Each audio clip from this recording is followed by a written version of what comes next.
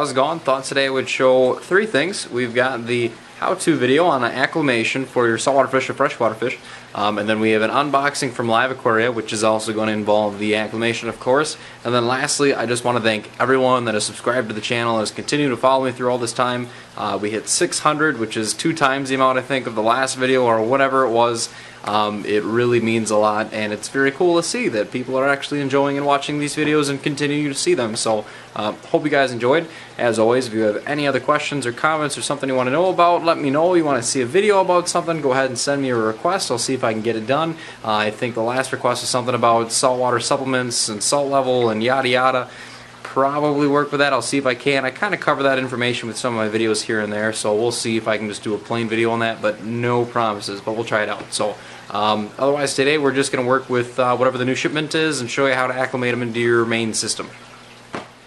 Alright, so I've already ruined kind of the bigger part, which is actually opening the box. I opened it just to make sure that the contents were not completely frozen, as here in Wisconsin it is absolutely freezing out and has been for the past couple of weeks. For those of you who've been paying attention to the weather across the world, or country really, it's kind of that way with everyone, but us especially, it's really cold. So it's a huge box. This is actually ordered off of the Diver's Den, and the bag is ginormous. So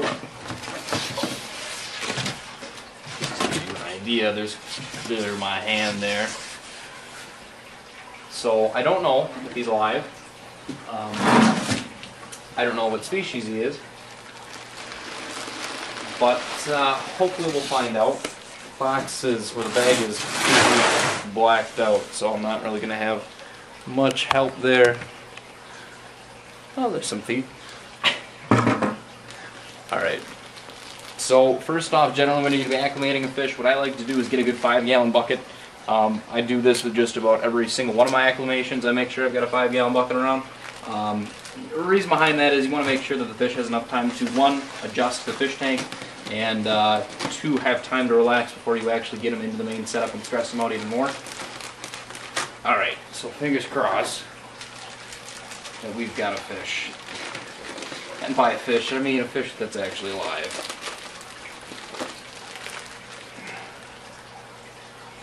I see a fish that's actually alive.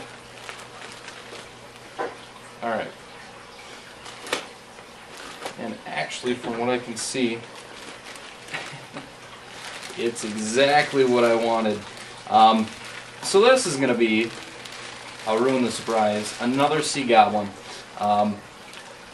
My favorite species of venomous fish.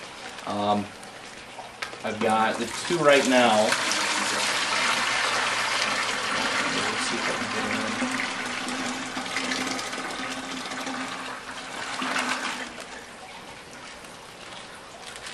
Perfect. Alright, I've got the 2 different sea goblins right now, which you guys have seen in the previous videos. I released one about, 2 days ago on the 2 didactylus. This guy popped up on the Diver's Den. I've been waiting for about a month for another one to show up.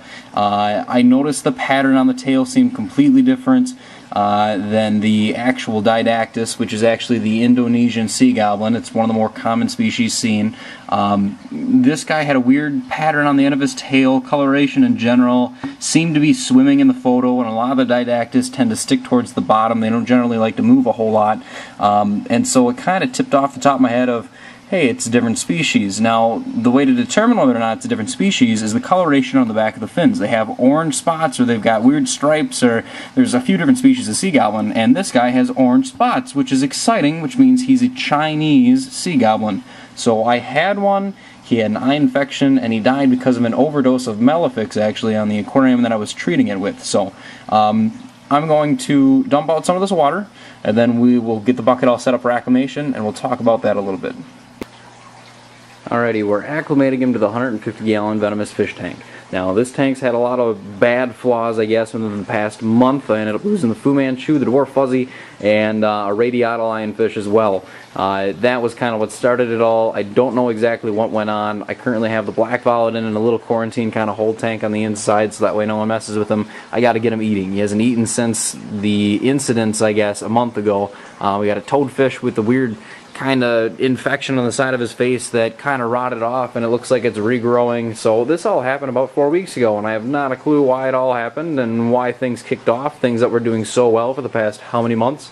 The Fu Manchu that I've had since May, so not a clue what went on, but the system seems to be doing a whole lot better. Now, the downside is this tank is being treated for hyposalinity, which means the water level, or the salt level, is going to be extremely low. I have it at 1.008, and if you take a look, there is no 008 on this hydrometer. It's so freaking low that it doesn't even read. The reason behind that is the ick can't really survive. The different parasites have a hard time surviving, being the certain type of marine ick and parasites that they are in a low salt level. So it's something that takes about 4 to 5 days to bring down to this point, because you want to make sure you take it slow and steady. You don't want to rush anything like that when a treatment goes on, because it'll stress out the fish too much. And it's something that you really have to pay attention to when you're acclimating new fish. With a fish that's generally in a 1.022 or a 2.1, if you take that fish and throw this into the tank, or throw that into this tank right now, that fish will die within 20 to 30 minutes, hands down. You'd be very lucky to have it pull through and survive, because it's just such a major change. It's really not even salt water at this point, it's more brackish water. So, but what we have is an airline hosing, which is connected to a suction cup that I actually got from Blue Zoo Aquatics. Very useful, because the airline hosing just sits right in there and I have to worry about clamping it or anything. And this is regular airline hosing or air tube that you would use for your bubble wand or anything like that to connect to your air pump. So simple, easy to find, very cheap. You got to connect it to the 150, and it drains all the way down into the 5-gallon bucket. Now at the end of airline hosing, you want to make sure you have a knot tied. Reason behind that is we don't want a steady stream. We want a simple drop. We don't want to make sure that it's going too fast, because then it will stress out the fish in general, and the whole amount of work that you've been waiting for is kind of wasted. So we've got to drop about every 2 seconds, which is pretty good. This guy's going to be dripping in here for probably another couple hours, and by that I mean like 6. It's a slow and steady process, because once again, this is probably about a 0.022 as far as salinity goes. I don't want to rush anything like that. I don't want to kill them off. It's a beautiful fish. I really like these fish. I don't want to kill them at all. So once again, this is the sinensis. This is the Chinese version of the Sea Goblin. I do have the didactylus, which are generally found in Indonesian waters. They've got a different kind of pattern to them. On the base of their tail, they've got actually a white stripe, which is how I knew that this guy was kind of different. I also couldn't see the pattern on the back of the wings, and by wings I mean the 2 side fins. These guys have like a black and yellow and white kind of band on the inside of them. Very colorful, very cool looking fish. But I could not see that in the photo, so I had to guess off of the tail and hope for the best. And on the back of his wings, you can clearly see we have orange spots, and those orange spots means he's a Chinese stingfish or sea goblin. So, and he's got no white band on the end of his tail there. He's got the one closer to the base of the tail, but not at the very end. So, great looking fish. Very excited to work with him again. I had the one before that was always active. The sinensis seem to be a lot more active than the didactylus, which is cool to work with. So, fingers crossed that he makes it and does all right. And hopefully this is going to be, well, hopefully about it for the sinensis. So. But that is the acclimation video. It's all you really need to know. We're just giving them time to adjust the tank water. We don't want to stress them out too quick. Time is of the essence. No, not really. Take as much time as you possibly need to acclimate these guys. There is no such thing as too slow. 6 hours, I need to do that just because of how high the salt level is inside of the 150, or how low the salt level is in the 150 and how high it is inside of the bucket. It's an absolutely required thing, because otherwise I would just kill them off. If it was going to any other tank, I'd probably acclimate them for about an hour to 2 hours, just because a change by 1 or 2 is not that big of a deal inside of the saltwater tank. And by 1 and 2 I mean 0.001, of course. I don't mean like 1, because that'd be a huge change. So, but that's the acclimation video.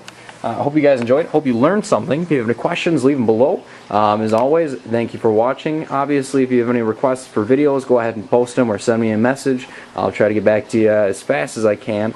And thank you once again to everyone that's been excuse me, following me and subscribing and pay attention to my videos through all this time.